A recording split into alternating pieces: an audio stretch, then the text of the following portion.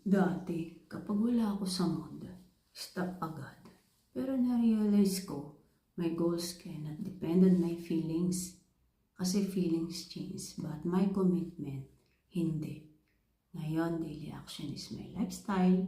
Konting step araw-araw kahit busy, kahit pagod, kahit may doubts. Kasi, totoo ito. Consistent action creates results. I'm becoming the person who follow through. Hindi lang yung magaling mag-start, pero yung finishing strong.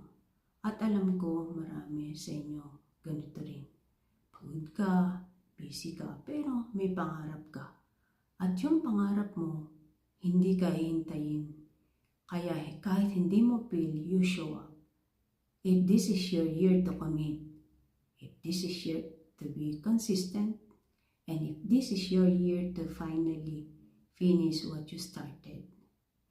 If you're choosing consistency this year, type commit and claim it. See you tomorrow for more video. God bless you.